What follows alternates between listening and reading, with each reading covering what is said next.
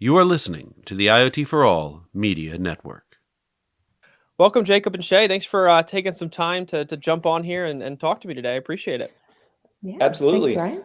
Yeah, let me give a little background for our audience. So Jacob and Shay both work for two different companies, Helium and Digital Matter, and they put together this asset tracking kind of state of the asset tracking report that came out relatively recently, right? That came out within a couple days ago. A few weeks ago A now. few weeks Yeah. ago? Okay, a few Yeah. weeks ago.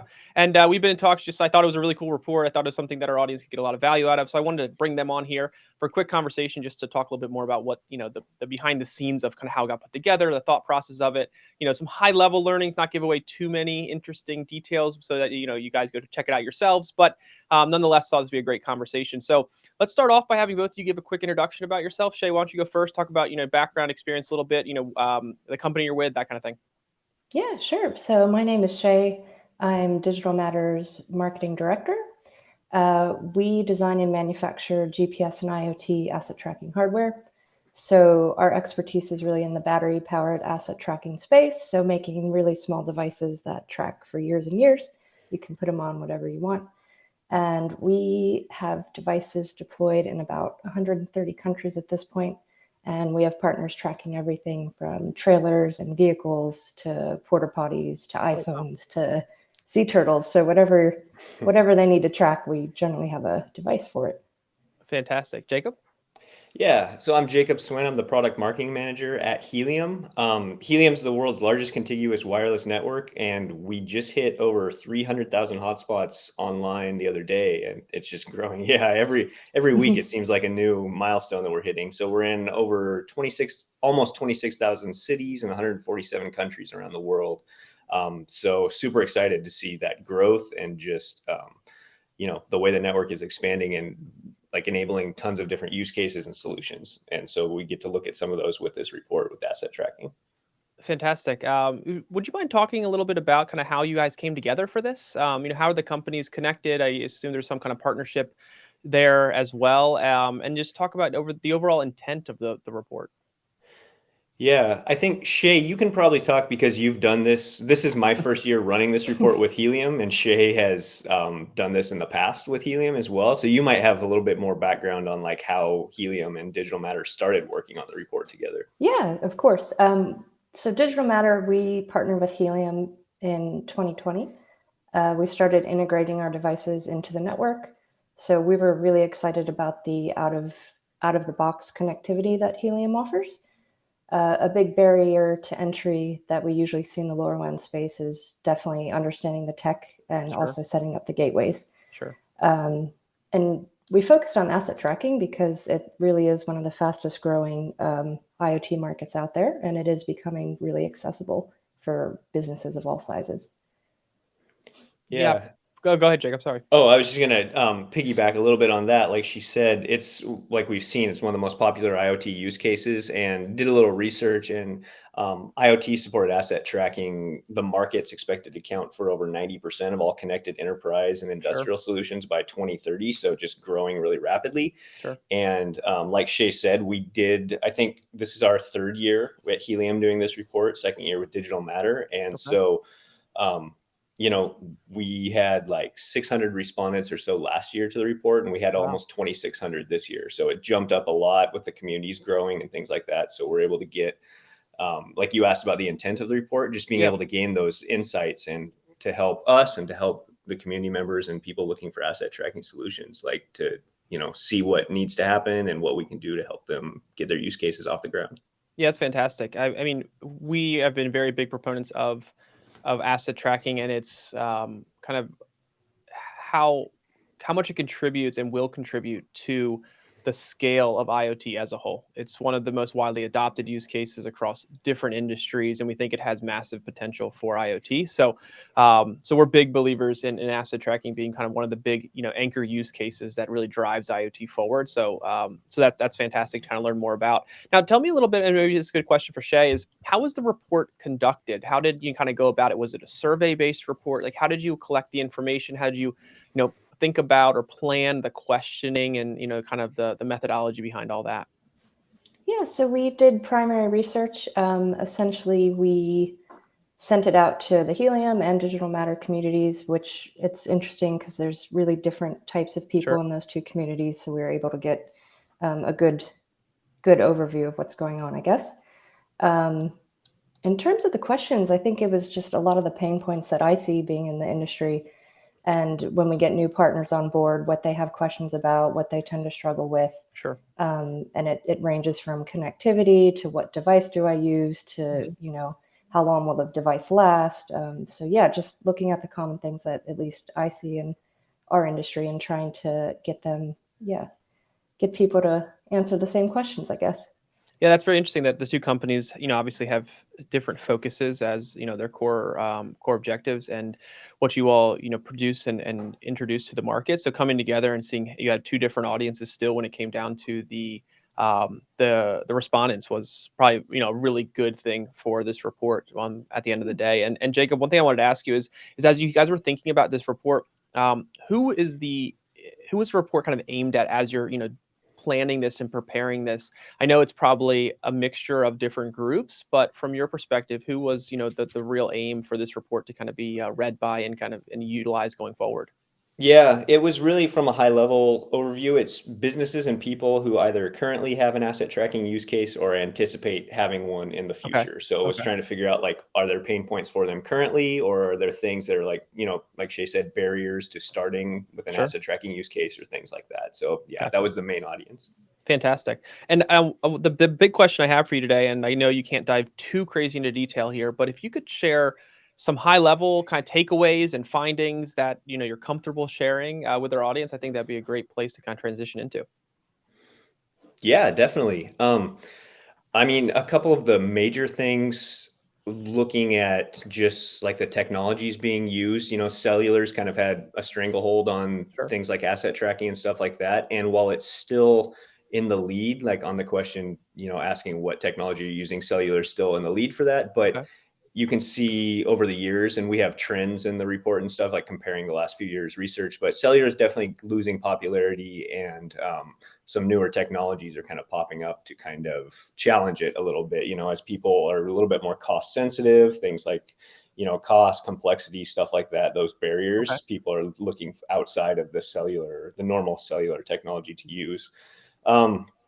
We saw there's still a lot of room for growth. There's people who want to start tracking assets. Sure. There's a growing urgency, like you said, it's something that's being really widely adopted. People are understanding like how important asset tracking is, Hmm. but people and businesses are still searching for those solutions that will work best for them. So Sure. there's a lot of room for growth, and there's a lot of like urgency to find asset tracking solutions. And then we added a new question this year. We were kind of curious about like just which assets were being tracked the most. So Okay. the report kind of shows, okay, businesses are looking at tracking X type of assets the most, and blah, blah, blah. So Mhm. we can kind of see like, okay, this is what people are really, these are the main types of things. And we can kind of go after that audience and be like, okay, how can we help you track this that you're tracking right now? Yeah, I'd imagine there's some level of correlation between what people are tracking in those environments in which those assets live and the connectivity that kind of became popular or that is, growing in popularity, would be my guess. Yeah, absolutely. Absolutely. And then, with networks like Helium, where that coverage can extend kind of everywhere, and like Sure. rural, I can't talk today, rural areas and things like that. Right. That helps a lot because when people get outside of like major cities and stuff Sure. like that, like they want that connectivity and looking outside of, like I said, the cellular, GPS, Wi-Fi, stuff like that. Now, one question I had, kind of as a follow up to that, but I'll aim more towards Shay is when you're looking at the number of respondents that you all had, it from what I saw, again, without divulging too much information, it looked like a large portion of the respondents were in a smaller group from a company standpoint, size company standpoint. So they were coming from companies that had smaller number of employees. How do you all view that when that information came in as being or I guess the question I'm trying to ask is how critical is the feedback of smaller companies in kind of the to figure out where exactly asset tracking is and where it's going? Because I'm sure those companies are playing a large role now and into the future. But again, they're not the companies with hundreds of thousands of employees who have excessive budget or anything like that to adopt. Yeah, for sure. So I'll just relate it to Digital Matter for a second. So we have partners, they have 10 employees. We have partners that have 10,000 employees, Sure. and everything in between. And the pain points between those two sizes are going to be really different. Okay. So just with the big enterprises, for example, a lot of them actually have their own IoT departments or dedicated specialists. So they're not going to be searching around for the same, I guess, answers that a smaller business would. And I think we really are moving away from asset tracking being like an exclusive business practice, if you will, that only the Sure. big guys can handle. So yeah, I think it's really important to understand like what the smaller businesses are struggling with and what their goals are, and I guess how they're really going about this. Yeah, with the the change in cost for the different technology and the components that go into these asset tracking, it's becoming more turnkey and more easily adopted, which I think we're going to see benefits across the board, which alludes kind of to what you just mentioned. Is it's not just the big companies that can take advantage of asset tracking anymore. This is something Mhm. that now is more easily understood, more easily deployable, and something that we can adopt to or adapt to different use cases in different industries in different environments now with more ease, which I think is something that is very important to understand going forward as asset tracking Yeah. continues to grow. And I think the smaller guys also kind of have the flexibility to get a bit more creative as well, Sure. because they're not super hyper focused on, of course they are, but the bottom line, and they have a Yep. little more freedom Right. to experiment and deploy things. And yeah, I'm sure the decision-making process for them is much quicker too than yes, sometimes with these I bigger can companies. attest to that. Yeah. So let me ask you, as we kind of transition here towards the end of our conversation, I wanted to see what are your thoughts on the key areas of growth in the asset tracking market? I mean, that could be anything from the evolution of different technologies, the economies of scale affecting price of tech connectivity or hardware, you name it. But from both your sides, what are the key areas of growth for this industry or this market? I guess you would say on your side. For me, I see just number one, kind of education a little bit, Okay. I mean, IoT is still, I mean, let's see, before I started working at Helium, like I wasn't super well versed in IoT stuff, Sure. and so a lot of people just aren't totally aware of what else is out there, and Right. just kind of default maybe to, like I said, cellular and things like that, because that's all they know. So just that education piece and kind of getting people aware of, okay, there are these other low cost, like longer battery life solutions that are out there that you can use. You just need to kind of, convince those people or companies that this is the right way to go, if that makes Sure. sense. Yeah. Absolutely. Shay, what about your side? Yeah, I mean, from so hardware perspective, of course, our key to growth is definitely developing devices that, the smaller they go, the longer they last in battery life and the more affordable they are. So once we get to I think we're right now starting to strike the balance of price and size, that it actually starts to make sense to track all of your assets. So from what I see, businesses are really used to tracking vehicles and Sure. trailers. Like that tech has been around for years and years, so it's not really a hard sell. It's getting really to the price point and battery life that you can start putting them on, porta potties or Sure. 500 pallets or yeah, whatever you really need to. Aside from price and the battery life aspect, do you think or what are the other big factors that are contributing to, or that will contribute to the adoption of asset tracking solutions kind of as we're moving forward, at least, from your perspective? Also, educating the market. I Sure. agree with Jacob there as well.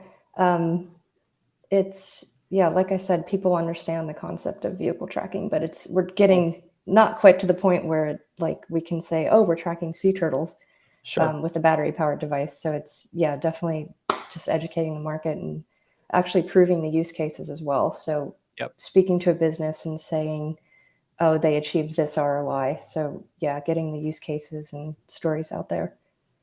I completely agree with that. I think the education is a very critical component to a lot of this because if you do your own research, you can come across different articles, different use cases that maybe have explained it in a more technical way that it becomes overwhelming to a lot of people looking to adopt, especially the people who are not Yeah. as technical as others. But the more companies who have the ability to adopt, even to get through the pilot stage, to decide if this is something that they can and want to scale, it gives the market more examples of the power of IoT, the power of asset tracking, to make it more visibly known of what this can do. And it's actually not as complex, or doesn't need to be as complex for the end user, and let the experts like Helium, like Digital Matter, like these other companies who are focused in the asset tracking space handle that for you, and get you to a point where you can start seeing the benefits of IoT. Yeah. Yeah, and I think that's where kind of those smaller companies come into play and the Agreed. importance of them too, because like those larger companies, like Shay said, have dedicated IT departments and things like that, where they probably are. I mean, I'm not saying for every case, Sure. but are probably more knowledgeable with like the IoT space and things like that, and those smaller companies need that education. You see how Right. many of them want asset tracking solutions, but I think that's important to kind of note, is just that that education piece and the ease of use for the end Yep. user. I mean, that definitely applies to all those smaller companies that are looking for those solutions. Absolutely. And the last question I have for both of you is just from your own perspective, opinions. Where do you see the future of asset tracking going over the next, let's say 18 months to 3 to 5 years kind of timeline? Shay, you want to take it? Yeah, well, obviously I'm a bit biased, but in my world, I see a tracker on everything. Sure. That's the future of IoT, at least. Yeah, from a hardware perspective. But when you can start tracking everything, you're starting to really get some critical data out of your assets. They last longer. Yeah, just put a Yeah. device on everything. Yeah, you get access. I think the big thing that people are going to want to learn more about is that there's the privacy and the security element to it. But on the data collection side, I mean, we're getting access to data that we never had before. Being able to collect data from physical assets, being able to interact with them in a very different manner than we were across different industries. Now, don't get me wrong, there's been industries that have been able to do this to some level for many, many years, but there's also a lot of industry that this is new to, that's becoming now available for them. So I totally agree with you. Jacob, what about you? Yeah, I totally agree with what Shay said. And also just thinking about kind of the future of, I mean, just like e-commerce and things like that, so Mm. many more people. I mean, I rarely go to stores anymore. I'm getting packages delivered Sure. all the time, I mean, Right. there's so many more things to be tracked going around Mhm. right now, I Yeah. mean, so as networks like Helium, continue to grow and continue to provide coverage in wider areas and things like that, I just think that there'll be more companies looking outside of that cellular kind of legacy Sure. technology and looking for those low cost, longer battery life solutions to track, like I said, pretty much everything anymore. Absolutely. I completely agree with what both you just said there. So, we're big believers in asset tracking and where it's going. The industry as a whole is probably very appreciative of the fact that you guys put time into generating this report. For those of them out there who may have not had a chance to read it yet, where can they go and kind of look into it more and download it? Yeah, Go to the from my Helium end. website. Yeah. Yeah, we have a landing page, just helium.com/tracking. Okay. And you can go and check out and just enter your email, and you get a copy of the report automatically sent to you there. And then if you want to talk about an asset tracking use case or anything, you have something in mind, just shoot us an email at sales@helium.com. Okay. Fantastic. We'll make sure we include that in all the write up we do for this this video. It should be out within a couple hours, which we're very excited about getting out to our audience. We think what you guys did and taking the time to put this report out is fantastic. And I want to thank you again for taking some time out of your day to jump on and talk a little bit further with me and our audience about it. Absolutely. Thanks, Thanks for Ryan. having us. Cheers. Thank you. All right, everyone. Thanks again for watching the IoT for All Media Network. If you enjoyed this video, please like and subscribe. Be sure to hit the bell notification so you get our latest videos as soon as they become available. But other than that, thanks again for watching, and we'll see you next time.